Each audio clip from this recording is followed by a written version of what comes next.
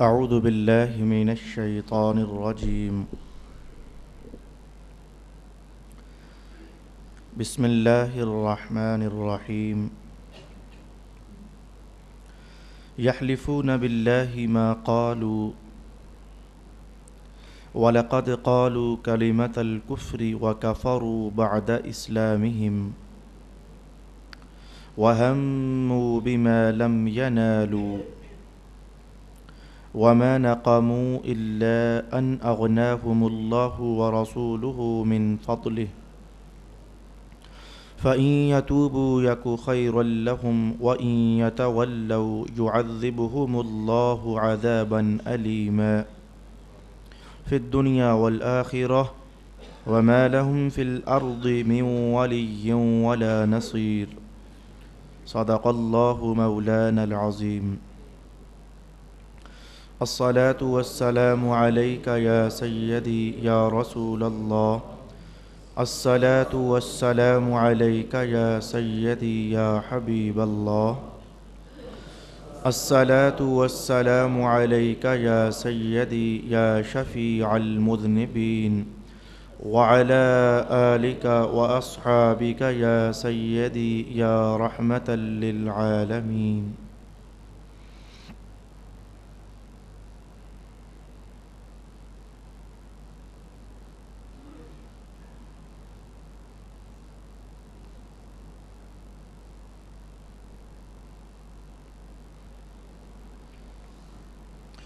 وہ منافق اللہ کی قسم کھاتے ہیں کہ انہوں نے نہیں کہا، حالانکہ بے شک انہوں نے کلمہ کفریہ کہا ہے، اور وہ اپنے اسلام کے بعد کافر ہو گئے، اور انہوں نے اس کام کا قصد کیا جو ان کو حاصل نہ ہو سکا، اور ان کو صرف یہ ناگوار گزرا کہ اللہ اور اس کے رسول نے انہیں اپنے فضل سے غنی کر دیا، پس اگر وہ توبہ کر لیں تو ان کے حق میں بہتر ہوگا، اور اگر وہ اعراض کریں تو اللہ دنیا اور آخرت میں ان کو دردناک عذاب دے گا، اور ان کے لیے زمین میں کوئی کارساز اور مددگار نہیں ہوگا۔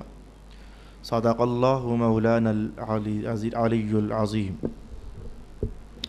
رسول پاک صلی اللہ علیہ وآلہ وسلم کے ساتھ منافقوں کے مختلف رویے قرآن حکیم بیان فرما رہا ہے، اور اس تاریخ کے آئینے میں گزشتہ ایک نشست کی گفتگو میں ہم نے اپنے لیے بھی کچھ سبق سیکھنے کا اہتمام کیا تھا۔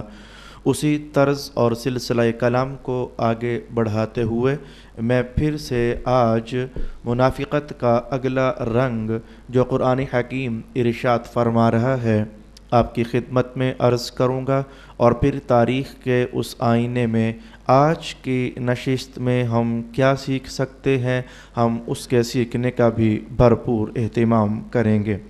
آیت میں کیا کہا گیا؟ آیت میں پہلا عنوان یہ چھیڑا گیا کہ منافق قسم اٹھاتے ہیں کہ انہوں نے ایک بات ہے وہ نہیں کہی، حالانکہ انہوں نے وہ بات کہی ہے۔ یہ پہلا عنوان ہے۔ ہم دیکھنا چاہیں گے کہ کون سی بات تھی جس کے متعلق قرآن نے کہا کہ وہ قسم اٹھا کر کہتے ہیں کہ ہم نے نہیں کہی، حالانکہ انہوں نے وہ بات کہی ہے۔ میرے سامنے اس وقت حوالہ ہے حضرت امام جلال الدین سیوطی کا رحمۃ اللہ تعالی علیہ، اور صرف امام سیوطی کا ہی نہیں، ابن اسحاق نے بھی اس روایت کو نقل فرمایا ہے، اور ابن ابی حاتم کے ہاں بھی تفسیر ابن ابی حاتم میں یہ روایت دیکھی جا سکتی ہے۔ اس روایت کے نقل کرنے والے صحابی ہیں حضرت کعب بن مالک رضی اللہ تعالی عنہ۔ آپ ارشاد فرماتے ہیں کہ غزوہ تبوک کا عنوان چونکہ آپ جانتے ہیں گزشتہ کئی نشستوں سے چل رہا تھا، اور تبوک کے واقعات، حالات، معاملات، نتائج، تو یہ سب کچھ ہم سیکھ رہے تھے اور سن رہے تھے۔ تو غزوہ تبوک کے موقع پر آپ جانتے ہو کہ پہلی بار ایسا ہوا کہ کھل کر آیتیں نازل ہوئیں اور کہا گیا کہ منافقین کے ساتھ بھی اب جہاد کرنا ہے، جیسے کہ پچھلے سبق میں یہ الفاظ ہم نے سنے تھے، یا ایھا النبی جاہد الکفار والمنافقین، کافروں کے ساتھ بھی جہاد کرنا ہے اور منافقین کے ساتھ بھی جہاد کرنا ہے۔ تو منافقین کو جب یہ اطلاع ہوئی کہ محمد پر اترنے والی کتاب میں ہمارے خلاف بولا گیا ہے اور ہمیں منافق کہا گیا ہے اور ہمارے ساتھ جہاد کرنے کی بات کہی گئی ہے، تو مختلف منافقین نے اس موقع پر مختلف قسم کی باتیں رسول پاک صلی اللہ علیہ وآلہ وسلم کے خلاف کہیں۔ تو ان میں سے ایک منافق کا نام جلاس تھا۔ یہ مدینہ کے بڑے منافقوں میں اس کا شمار ہوا کرتا تھا۔ تو جب اسے اطلاع ہوئی تو جلاس نے اپنے گھر میں بیٹھ کر یہ جملہ کہہ دیا، لَإِنْ كَانَ هَذَا الرَّجُلُ صَادِقًا لَنَحْنُ شَرٌّ مِّنَ الْحَمِيرِ، کہا اس نے کہ اگر یہ محمد سچ بولتا ہے، اگر یہ محمد سچا ہے تو پھر ہم تو گدھے سے بھی زیادہ برے ہیں۔ تو یہ کہہ کر بتانا چاہتا تھا کہ ہم گدھے سے برے نہیں ہیں، اگر وہ سچا ہوگا تو ہم گدھے سے برے ہوں گے نا، تو مطلب یہ ہے کہ وہ سچا ہے ہی نہیں ہے۔ تو اس نے اس طرح کا بے ہنگم اور بے ادبانہ سا کلام کیا، اگر محمد سچا ہے تو پھر ہم گدھے سے بھی زیادہ برے ہیں۔ اچھا، یہ واقعہ رسول پاک علیہ السلام کے دربار میں تو بعد میں پہنچا، ابھی اسی کے گھر میں کیا ہو گیا؟ اللہ تعالیٰ کی یہ شان ہے، وہ ہمیشہ اپنے محبوب پاک کے اسم کو، ان کی ذات کی رفت کی بلندی کو وہ عنوان بنا کر بات کر دیا کرتا ہے یا کروا دیا کرتا ہے۔ اسی منافق کے گھر میں ایک ننھا بچہ تھا، جب آیا تھا اس کے گھر میں تو اس کا نام تھا عمیر، اور ربیب تھا اس کا۔ ربیب کہتے ہیں کہ بچہ کسی اور کا ہو تو لے پالک بچہ، گود ہم اسے دے دیں تو اسے پالیں، بڑا کریں، جوان کریں۔ تو یہ جو عمیر تھا یہ بچپن سے اس جلاس کے گھر میں پل رہا تھا اور اب یہ جوان ہو چکا تھا، تو اس نے سب سے پہلے آواز اٹھائی اور کہنے لگا، واللہ یا جلاس انک لأحب الناس الی واحسنهم عندی اسرا واعزهم علی ان يدخل علیہ شیء یکرہہ۔ اے چاچا میرے، اس سے پہلے حال یہ تھا کہ تو لوگوں میں سب سے زیادہ پسند تھا مجھے، اس سے پہلے حال یہ تھا کہ خاندانوں کی دنیا میں سب سے زیادہ حسین تو تھا، اس سے پہلے حال یہ تھا کہ جو شے بھی تجھے نقصان پہنچا سکتی تھی تو میں ناپسند کرتا تھا کہ وہ شے تجھے نقصان پہنچائے۔ تو حسین بھی تھا، سونا بھی تھا، میرے نزدیک محبوب بھی تھا، لیکن بات سن لے، تو نے اب جو محمد کے خلاف جملہ بول دیا ہے نا، اللہ کی قسم ان قریب تجھے رسوا ہونا پڑ جائے گا اور ان قریب تو ذلیل ہو جائے گا۔ یہ کلام تو جتنا بھی چھپا لے رسول پاک صلی اللہ علیہ وآلہ وسلم تک جا پہنچے گا۔ اچھا، اسی محفل میں ایک نوجوان صحابی بھی تھے جن کا نام تاریخ اسلام نے حضرت زید نقل کیا۔ جب جلاس نے یہ جملہ بولا کہ اللہ کی قسم اگر محمد سچا ہے تو پھر ہم گدھے سے بھی زیادہ برے ہیں، حضرت زید سے گوارا نہ ہوا، برداشت نہ ہوا رسول اللہ کے خلاف یہ جملے کا سننا۔ انہوں نے فوراً جھٹ سے جو جملہ بولا وہ جملہ یہ تھا، واللہ انہ صادق ولانت اشد من الحمار، اللہ کی قسم محمد سچا ہے اور تو گدھے سے بھی زیادہ گندا انسان ہے۔ اسی محفل میں اس نے یہ جملہ بول دیا تو رسول اللہ علیہ السلام کی خدمت میں حضرت زید حاضر ہوئے اور کہا، یا رسول اللہ، جلاس نے یوں آپ کے خلاف حرزہ سرائی کی ہے۔ تو رسول اللہ علیہ السلام نے بلوایا جلاس کو، تو جلاس کہنے لگا، اللہ کی قسم ہم نے تو کہا ہی نہیں ہے، یہ عمیر بھی جھوٹ بول رہا ہے، یہ زید بھی جھوٹ بول رہا ہے۔ اب کہ اس موقع پر پھر یہ آیت نازل ہو گئی، رب کائنات نے کہا، محبوب کہا ہے اس نے جھوٹی قسمیں آ کر اٹھا رہا ہے، یحلفون باللہ ما قالوا، یہ آ کر کہہ رہے ہیں کہ ہم نے تو کہا ہی نہیں ہے ہے، حالانکہ انہوں نے کہا ہے وَلَقَدْ قَالُوا، انہوں نے کہا ہے، اور صرف کہا ہی نہیں ہے، قَالُوا كَلِمَةَ الْكُفْرِ، یہ آپ کے خلاف بولے ہیں تو یہ اب کافر بھی ہو چکے ہیں، ان کا یہ کلمہ یہ کفر میں داخل ہو چکا ہے، وَكَفَرُوا بَعْدَ إِسْلَامِهِمْ، اور اسلام ظاہر کرنے کے بعد اب یہ کافر ہو چکے ہیں۔ یہ ایک واقعہ تھا جو میں نے آپ کی خدمت میں مدینہ کے ماحول میں پیش کیا۔ اس حدیث پاک سے میں ایک دو باتیں تو ضرور ہی سبق کے طور پر لے کر پھر ہم آگے بڑھ جانا چاہیں گے۔ کچھ اور بھی ہوا تھا۔ یہ آیت اصل میں دو تین طرح کے لوگوں کے لیے نازل ہوئی تھی۔ ایک قسم تو میں نے آپ کے سامنے عرض کر دی، کچھ حوالہ جات اور بھی ہیں جو مدینہ کے ماحول میں ہو گئے تو پھر ان سب موقعوں کے لیے یہ آیت نازل ہو گئی۔ آئیے میں پہلا سبق کیا کہنا چاہوں گا، میرے دوست یاد رکھنا، ہر دور میں اللہ کے تابع دار بھی رہے ہیں اور اللہ کے نافرمان بھی رہے ہیں۔ ہر دور میں نے بات بہت اوپر سے شروع کر دی، جس کے اوپر کوئی ذات نہیں ہے، میں نے وہاں سے بات شروع کر دی۔ ہر دور میں اللہ کے ماننے والے بھی رہے ہیں اور اللہ سے انکار کرنے والے بھی رہے ہیں۔ جب ہر دور میں ہیں تو اس دور میں بھی تو ہیں، تو صرف ضرورت ہے کہ ہم آنکھ کھول کر دیکھیں کہ وہ کون لوگ ہیں۔ یہ چائنا والے اللہ کو کب مان رہے ہیں، یہ ہند والے اللہ کو کب مان رہے ہیں، ان کے تو اپنے خدا ہیں، ان کے تو اپنے بھگوان ہیں۔ یہ آگ کے شعلوں کے سامنے سجدہ ریز ہونے والے کب یہ اللہ کو ایک مان رہے ہیں۔ تو الغرض یہ اس دور کی سچی کہانیاں کہ ہر دور میں اللہ کے ماننے والے بھی رہے ہیں اور اللہ کے منکر بھی رہے ہیں۔ جیسے یہ کہانی بڑی سچی ہے سب سے بڑی ذات کے ساتھ، جب حالات ایسے کہ ہر دور میں ماننے والے بھی رہے اور انکار کرنے والے بھی رہے، تو ذرا نیچے آ جائیے، نیچے تو پھر بہت ہی زیادہ ہے۔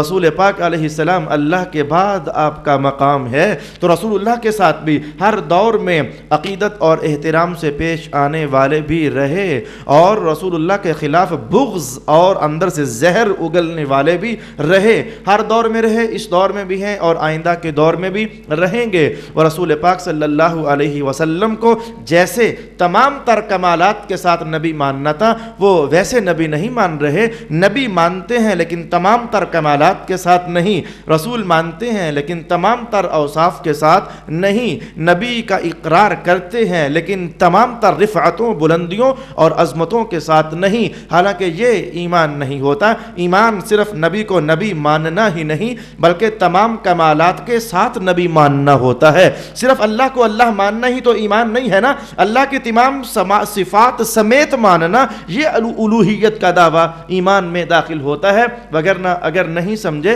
تو ایک بندہ کہے میں اللہ کو مانتا ہوں لیکن اس کا خالق ہونا نہیں مانتا، یقیناً کافر ہے۔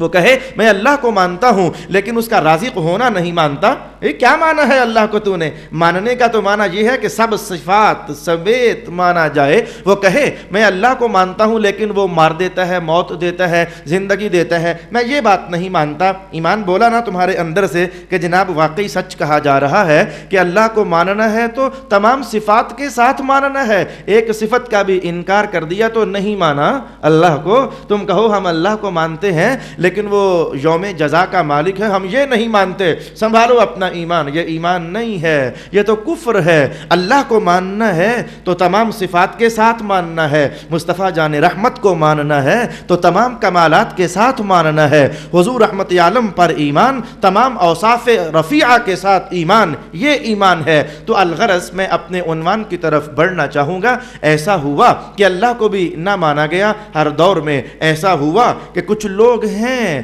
جو رسول اللہ علیہ السلام کو تمام کمالات کے ساتھ نبی نہیں مانتے، مختلف اپنی نجی محفلوں میں رسول اللہ کے خلاف زہر اگلتے ہیں اور رسول اللہ کے ماننے والوں کے خلاف وہ حرزہ سرائی کرتے ہیں۔ تو ایسے میں کبھی اگر ایسا ہو گیا، اللہ نہ کرے، میں نے تو ہمیشہ آپ کو یہی سبق دیا کہ ایسے غلیظ لوگوں کی محفل میں بیٹھنے سے ملتا ہی کیا ہے، الٹا ایمان برباد ہونے کا خطرہ ہوتا ہے۔ ایسے ناہنجاروں کی مجالس میں کیا ملے گا سوائے اس کے کہ تمہارے ایمان میں کوئی دراڑ پیدا ہو جائے گی، جاؤ ہی نہ۔ لیکن لیکن اگر کبھی ہو گیا ایسا کہ تمہارے سامنے تمہارے نبی کے خلاف بولا گیا، تمہارے رسول کے خلاف بولا گیا، تو پھر یاد رکھنا ایسے میں ایک صحابی کا عمل ہمیں کیا بتاتا ہے۔ اس منافق نے کہا اگر محمد سچا ہے تو میں گدھے سے بھی گندا ہوں۔ صحابی فوراً بولے، یا یوں کہیے ایمان فوراً بولا، یا یوں کہیے محبت رسول فوراً بولی، یا یوں کہیے کہ رسول اللہ کا عقیدت مند فوراً بولا، یا یوں کہیے کہ جو مسلمان تھا خالص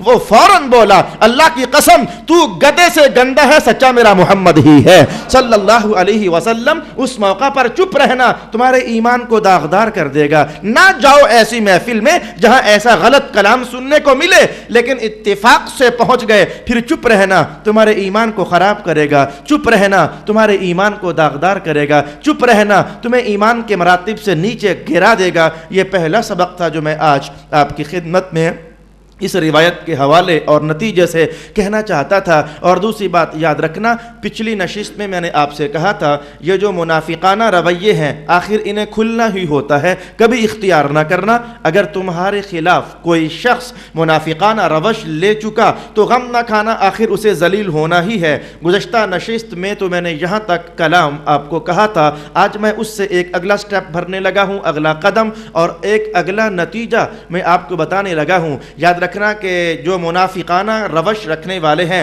اگر آپ ہوگے تو آپ، اگر کوئی اور ہے تو کوئی اور، یہ سیم منافقت سیم ہوتی ہے۔ اگر کسی میں منافقانہ روش ہوگی، جب اسے خطرہ پڑ جاتا ہے کہ میں تو پکڑا جاؤں گا، وہ قسموں کا سہارا لیتا ہے، قسمیں اٹھاتا ہے، اللہ کے نام کو درمیان میں استعمال کرتا ہے۔ لیکن قرآن کا نتیجہ میں آپ کی خدمت میں کہنے لگا ہوں کہ یہ دیکھو، یا اس نے آ کر قسم اٹھا تو لی تھی، جلاس نے آ کر کہہ تو دیا تھا اللہ کی قسم میں نے نہیں کہا، اس کے قسم اٹھانے کو قرآن نے بیان نہیں کیا۔ یحلفون، قسمیں اٹھا رہے ہیں کہ ہم نے نہیں کہا ایسا، لیکن محبوب انہوں نے ایسا کہا ہے۔ سننا سبق میں حولے سے کہوں گا تاکہ ذہن میں اتر جائے، ہمیں کسی اور سے نہیں اپنے آپ سے غرض ہے۔ منافقت کی ایک عادت میں نے آپ کے سامنے رکھی، وہ قسم کھا کر بچنا چاہتا ہے۔ اب دیکھنا تصویر کے دو پہلو، ایک منافق تھا جس نے رسول اللہ کے خلاف غلط کہا تھا اور قسم کھا کر بچنا چاہتا تھا، ایک طرف رسول اللہ تھے جن کے خلاف غلط کہا گیا تھا، تو رسول اللہ نے تو کچھ بھی نہیں کہا، سن لیا تھا، لیکن دیکھنا ذرا کہ ایک طرف رسول اللہ جن کے خلاف منافقت چلی، ایک طرف منافق جو منافقت چلا رہا تھا، تو فوراً سننا قرآن حکیم کس کے حق میں اترا؟ جس کے خلاف منافقت چلی۔ اللہ کی مدد کس کے حق میں آئی؟ جس کے خلاف منافقت چلی۔ میری مراد آقا حضور رحمت عالم صلی اللہ علیہ وآلہ وسلم، تو جان گئے نا تصویر کے دو رخ، ایک وہ ہوتا ہے جس کے خلاف سازش کی جا رہی ہوتی ہے، ایک وہ ہوتا ہے جو سازش کرنے والا ہوتا ہے، ایک وہ ہوتا ہے جس کے خلاف منافقت کی جا رہی ہوتی ہے، ایک وہ ہوتا ہے جو منافقت کرنے والا ہوتا ہے۔ تو نتیجہ میں ایک دم سے بولنے لگا ہوں، ہمیشہ وہ جو سازش کرنے والا ہے، منافقت کی روش پر رہنے والا ہے، ہمیشہ وہ اللہ کی تائید اور مدد سے محروم رہ جاتا ہے، اور ہمیشہ جس کے خلاف سازش کی جا رہی ہوتی ہے، اللہ کی مدد ہمیشہ اس کی گودی میں اترا کرتی ہے۔ یہ میں نے دوسرا حوالہ آپ کے سامنے کہا، اور بطور سبق کہوں گا کبھی کسی کے ساتھ منافقت سے پیش نہ آنا، وگرنہ تمہیں خالی رہ جانا پڑ جائے گا اللہ کی مدد سے، اور جس کے خلاف تم سازش کر رہے ہوگے اس کے حق میں اللہ کی مدد نازل ہو جائے گی۔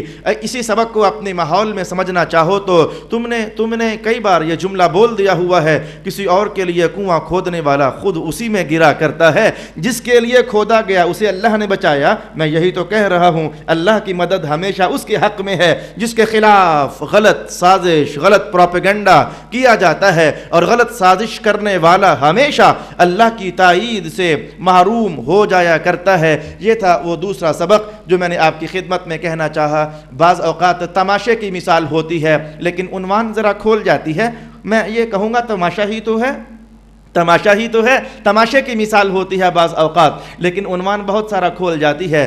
قانون فطرت کو بدلنا یہ بڑا مشکل ہے بلکہ محال ہے۔ پتہ ہے قانون فطرت کیا ہے؟ سچ کی جیت ہے، جھوٹ کی ہار ہے، اور حق کی جیت ہے، باطل کی ہار ہے۔ یہ قانون فطرت ہے، اسے ان مسلمانوں کے ہاں بھی دیکھا جا سکتا ہے، کافروں کے ہاں بھی دیکھا جا سکتا ہے، بلکہ یوں کہو کہ اسے انسانوں کے ہاں جہاں چاہو دیکھا جا سکتا ہے۔ سچ کی ہمیشہ جیت ہے، سازش کی ہمیشہ ہار ہے۔ میں نے کہا تماشے کی بات، یہ تماشا ہی تو ہے۔ یہ جو ٹیلی ویژن پر آپ کشتیاں دیکھتے ہو، ریسلنگ دیکھتے ہو، تو کچھ ریسلر ایسے ہوتے ہیں نا جو بڑے بدتمیز، غلط، وہ دھوکہ دینا چاہتے ہیں، وہ دو تین مل کر کے تو حملہ زن ہو کر ایک کو گرانا چاہتے ہیں۔ یہ تماشا ہے دنیا میں جو ہم دیکھ رہے ہیں، یہ تماشا ہے۔ لیکن اس کے باوجود کبھی دیکھا ہے کہ قانون فطرت بدلتا نہیں ہے؟ وہ جو سازش کر کے جیتنا چاہتے ہیں اللہ انہیں ہی ہرا دیا کرتا ہے۔ اور جو ذرا، میں یہ تو نہیں کہوں گا کہ ایماندار قسم کے ریسلر ہوتے ہیں، میں یوں کہوں گا کہ وہ ان میں ایمان کہاں، غریبوں میں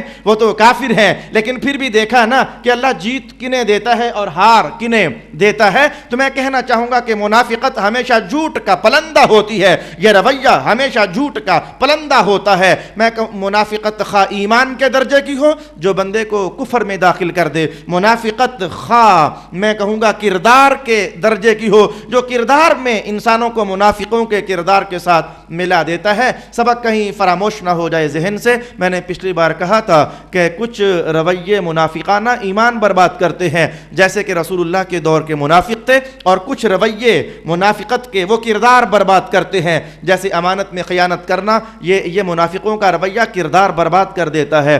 بات کرنے میں جھوٹ بولنا، یہ منافقوں کا رویہ کردار برباد کر دیتا ہے۔ اور جیسے کہ بات بات پر جھوٹی قسمیں اٹھانا، یہ منافقوں کا رویہ کردار کو برباد کر دیتا ہے۔ جیسے کہ نماز میں سستی اور غفلت میں حاضر ہونا، یہ منافقوں کا رویہ ہے اور یہ انسانی کردار کو پائمال کر دیتا ہے۔ اس طریقے سے ایک آیت کا کچھ حصہ میں ابھی تک آپ کی خدمت میں بیان کر چکا۔ ارشاد ہوا یحلفون باللہ ما قالوا، قسمیں اٹھاتے ہیں کہ ہم نے تو کہا ہی نہیں ہے، وَلَقَدْ قَالُوا كَلِمَةَ الْكُفْرِ، ہاں انہوں نے کہا ہے، کلمہ کفر کہا ہے، اور یہ اسلام ظاہر کرنے کے بعد کافر ہو گئے ہیں۔ یہ ایک واقعہ تھا جو مدینہ کے ماحول میں ہوا تھا۔ ہاں جی، ایک اور بھی کچھ ہوا۔ رسول پاک صلی اللہ علیہ وسلم، یہ روایت کی ہے حضرت ابن عباس رضی اللہ تعالی عنہ نے، تو رسول اللہ علیہ السلام تشریف فرما تھے، تو ایسا ہوا کہ ایک شخص رسول اللہ کو ملنے آنا چاہتا تھا، ابھی وہ سامنے آیا نہیں تھا۔ ابن عباس فرماتے ہیں کہ رسول اللہ علیہ السلام نے پتہ کیا فرمایا، کان رسول اللہ صلی اللہ علیہ وسلم جالسا فی ظل شجرۃ، حضور ایک درخت کے سائے کے نیچے تشریف فرماتے، فقال، تو ادھر بیٹھے بیٹھے حضور نے ایک جملہ ارشاد کیا۔ اگر آپ نے جملہ غور کے ساتھ سنا تو میں اپنے مسلک کی حقانیت آپ کی خدمت میں عرض کر دوں گا اور اپنے مسلک کا سچا ہونا آپ کے سامنے لے آؤں گا، جو ہمیشہ سے سچا ہے اور ہمیشہ ہی سچا رہے گا۔ اسی لیے تو آج تک یہ مسلک برباد نہ ہو سکا، اسی لیے تو آج تک یہ مسلک پائمال نہ ہو سکا۔ اس مسلک کی پشت پر اللہ کی مدد کا ہاتھ ہے، اس مسلک کی پشت پر وحی کے پیغام کا ہاتھ ہے، اس مسلک کی پشت پر مصطفیٰ جان رحمت کی کہی ہوئی سچائیوں کا ہاتھ ہے۔ آئیے کیا ہوا، حضور نے فرمایا انہو سیأتیکم انسان ینظر الیکم بعینی شیطان، حضور نے فرمایا کہ ابھی ان قریب ایک بندہ آئے گا تمہارے پاس، ایک بندہ آنے والا ہے تمہارے پاس، ہے وہ بندہ لیکن اس کی نظر شیطانی نظر ہوگی، بعینی شیطان، یہ روایت کے الفاظ میرے سامنے، تبھی تو میں کتابیں اٹھا کر ساتھ لے آتا ہوں کہ اگر کوئی ذہن کمزور ہو، نارسا ہو، وہ فوراً آئے میرے پاس اور اٹھ کر کے تو یہ کتاب اٹھائے اور پڑھے، اور تاکہ معلوم ہو جائے کہ اہل سنت والجماعت جو آج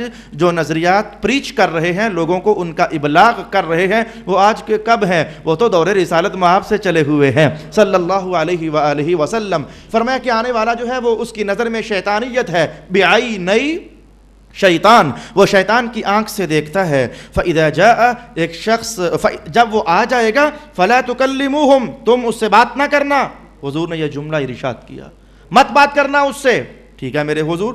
فَلَمْ يَلْبَسُوا، تھوڑی دیر گزری، یہ ہے جملہ جو بتاتا ہے کہ ابھی وہ آیا نہیں تھا، حضور نے بتا پہلے دیا تھا، یہ ہے وہ جملہ۔ فَلَمْ يَلْبَسُوا، تھوڑی دیر بھی نہ گزری تھی، انطلع رجل ارزق، ایک شخص سامنے سے آیا تو اس کی آنکھ ذرا نیلی تھی، ارزق نیلی آنکھ والا شخص سامنے سے آیا، تو اب اگلی بات تو ہوئی نا، ڈائریکٹ کون سی بات ہو گئی، فدعاہ رسول اللہ صلی اللہ علیہ وسلم، حضور نے فرمایا آگے آ، وہ آگے آیا، حضور نے پہلا جملہ بولا، علامہ تشتمونی انت واصحابک، مجھے یہ بتاؤ کہ تو مجھے گالی کیوں نکال رہا تھا، حضور نے یہ جملہ بولا، تو اور تیرے ساتھی بتاؤ تم مجھے گالی کیوں نکال رہے تھے، علامہ ان تشتمونی انت واصحابک، کیوں گالی نکال رہے تھے مجھے، تم اور تمہارے ساتھی، اچھا وہ تو گھبرا سا گیا, وہ پلٹا وہاں سے واپس, فانطلق, وہاں سے واپس پلٹا, یعنی سچ بولنا چاہتا تھا اپنی طرف سے کہ میں ابھی لے کر آتا ہوں اپنے ساتھیوں کو, ہم نے کب گالی نکالی ہے, وہ یہ چاہتا تھا. فانطلق الرجل فجاء باصحابہ, تو اپنے باقیوں ساتھیوں کو بھی بلا کر لے آیا اور آ کر کہنے لگا کہ یہ دیکھو محمد کہتے ہیں ہم نے گالی نکالی ہے, تو ہم نے نکالی ہے کوئی گالی؟ فحلفوا باللہ, سب نے قسم اٹھائی, اللہ کی قسم ہم نے گالی نہیں نکالی. ادھر ان کا بیان جاری ہوا, ادھر سے یہ بیان آ گیا, جھوٹ بول رہے ہیں محبوب, جھوٹ بول رہے ہیں. یحلفون باللہ ما قالوا, کہتے ہیں کہ ہم نے گالی نہیں نکالی, ہم نے یہ نہیں کہا. وَلَقَدْ قَالُوا كَلِمَةَ الْكُفْرِ, انہوں نے کفر کا کلمہ بولا ہے, آپ کے خلاف یہ ہرزہ سرائی کر کے آئے ہیں. اہل سنت یہی کہتے ہیں نا کہ اللہ کی عطاؤں سے مصطفیٰ جان رحمت کے سامنے آنے والا تو بعد میں پہنچتا ہے, لیکن اس کی وہ بند کمرے کی کہانیاں اللہ محمد کو پہلے بتا دیا کرتا ہے. یہ اسی کا نام علم غیب ہے, لیکن یہ اللہ کی عطا سے ہے. ہمیشہ اہل سنت میں نے بتایا کہ رسول پاک علیہ السلام کو اللہ نے غیب کے علم کے اتنے خزانے عطا کیے کہ ہماری عقلوں سے بہت ماورا ہیں, ہماری سوچ وہاں تک نہیں پہنچ سکتی ہے جہاں تک رسول اللہ کے علم کے دائرے پہنچے ہوئے ہیں. لیکن خود نہیں ہمیشہ حق بتایا گیا, خود نہیں, اللہ کے چاہنے پر یہ علم عطا ہوتا ہے, اللہ کے دینے پر یہ علم عطا ہوتا ہے, اللہ یہ علم عطا فرماتا ہے اور رسول پاک علیہ السلام یہ علم لے لیتے ہیں. آج ایک تیسری کہانی بھی ہے, وہ لطیفہ بھی ہے, ہمارے مسلک کی حقانیت بھی ہے, اور اس کو میں کیا کہوں کہ یہ عجب ہے, وہ کیا کہوں اسے میں, تو وہ سب کچھ ہے. میرے پاس حوالہ طبرانی کا تھا, میرے پاس حوالہ جامع البیان کا تھا, لیکن میں نے جان بوجھ کر اب حوالہ نہ دینا چاہا. میں جو حوالہ میرے سامنے ہے میں آپ کی خدمت میں عرض کر دیتا ہوں. تفہیم القرآن, مولانا مودودی صاحب کی یہ تفسیر ہے. تو ویسے تو ہم جب ایسی بات کہتے ہیں تو بہت سارے علماء غصے ہو جاتے ہیں کہ تم رسول اللہ کے علم کو غیب کہتے ہو, یہ کفر ہے, یہ بدعت ہے اور یہ شرک ہے. حالانکہ ہم نہیں کہتے, یہ تو خود رسول پاک علیہ السلام فرما گئے, خود اللہ پاک ارشاد فرما چکا.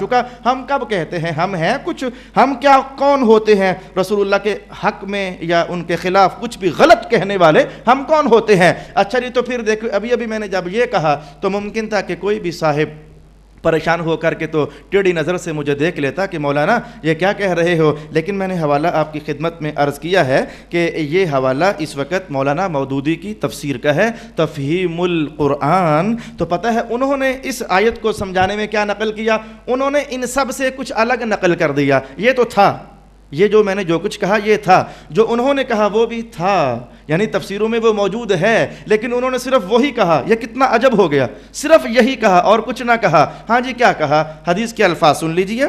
حدیث نقل کر دی, کہا کہ تبوک سے واپسی پر رسول پاک صلی اللہ علیہ وسلم کا اونٹ گم ہو گیا, تو صحابہ تلاش کر رہے تھے, کوئی ادھر جاتا, کوئی ادھر جاتا, کوئی ادھر جاتا, کوئی ادھر جاتا. تو دھیان سے سننا ذرا, رنگ برنگی جگہوں میں صحابہ اونٹ تلاش کر رہے تھے رسول اللہ کا.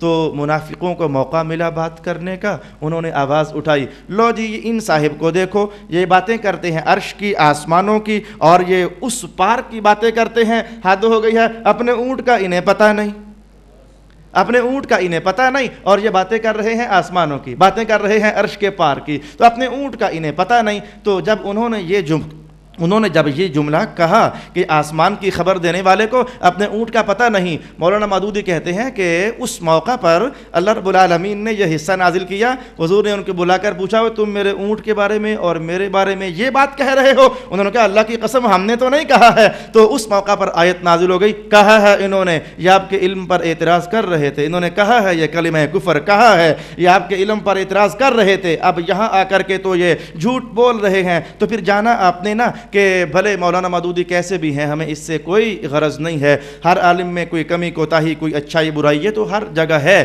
لیکن آپ مان گئے, آپ جان گئے, حوالہ میں نے آپ کی خدمت میں لایا کہ یہی بات اگر ہم کہہ دیں تو ناراضگی بڑھ جاتی ہے, لڑائیاں ہو جاتی ہیں, اور یہ شرک اور بدعت کے فتوے جاری ہو جاتے ہیں. آج کیسا ہوا, اللہ رب العالمین نے اسی صاحب کی قلم سے لکھوا دیا نا کہ لکھ کہ رسول اللہ کے علم غیب پر اعتراض کرنا یہ مدینہ کے منافقوں کا کام ہوا کرتا تھا. وہ پرانے دور میں، پرانے دور میں جو جتنا ہے میں نے اتنا ہی کہا. میں نے اس دور میں آپ کو کچھ نہیں کہا، نہ آپ پر اعتراض کیا، نہ اس دور کے کہنے والوں کو میں نے کچھ کہا. میں نے ایک آئینہ آپ کے سامنے رکھا جو مدینہ کے ماحول میں تھا. وہ آئینہ اگر دیکھنا چاہو تو امام طبری نے جامع البیان میں نقل کیا، امام سیوطی نے اس کا حوالہ ارشاد کیا، ابن ابی حاتم کی تفسیر میں اسے پڑھا جا سکتا ہے. لیکن کتنا عجب ہو گیا کہ وہی ہم اہل سنت کہیں تو قابل اعتراض ہے، اور وہی کبھی اپنے نوکے قلم سے ٹپک جائے تو وہ عین قرآن کی تفسیر ہے. یہ عجب تضاد سمجھ سے ذرا باہر ہے. باہر کیف میں نہیں غرض کوئی کون کیا کہتا ہے. میاں ہمیں اپنا ایمان بچانے سے غرض ہے، ہمیں اپنا مسلک سمجھنے سے غرض ہے، ہمیں اپنے آپ کو ڈیویلپ کرنے سے غرض ہے. ہم کل سے لے کر آج تک اور آج سے لے کر کل تک یہ نعرہ لگاتے رہے، لگا بھی رہے ہیں اور آئندہ کہتے بھی رہیں گے. ہمیشہ اللہ کی عطا برسی ہے اور ہر عطا کے برسنے پر رسول اللہ کا علم زیادہ ہو گیا ہے. یہ اللہ کی عطاؤں سے یہ علم کی کہانیاں ہم کہتے بھی رہے اور کہتے بھی رہیں گے. انشاءاللہ العزیز میں آیت کا ایک ہی جملہ آج آپ کی خدمت میں عرض کر سکا، باقی حصے پھر ہمارے رہ گئے اگلی نشست میں دیکھیں گے. وآخر دعوانا ان الحمدللہ رب العالمین.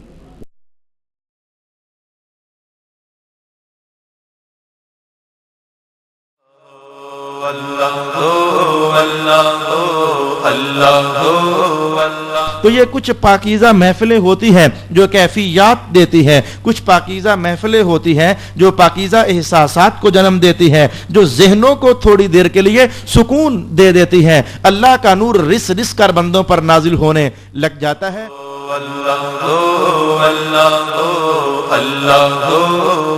ہر بندہ اللہ کا محتاج ہے. کہنا چاہو تو غریب اپنی دنیا میں محتاج ہے مالدار کا، مالدار اپنی آخرت میں محتاج ہے غریب کا.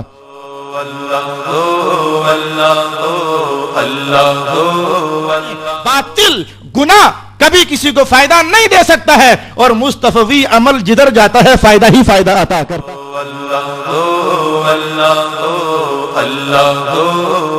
اپنے بچوں کا بچپن اللہ کے ذکر کے سائے میں ڈھالو، اپنی جوانیاں اللہ کے ذکر کے سائے میں ڈھالو، اور اگر بوڑھے ہو تو اپنا بڑھاپا اللہ کے ذکر کے سائے میں ڈھالو. اپنے گھروں پر اللہ کے ذکر کی چھاؤں ڈالو. اللہ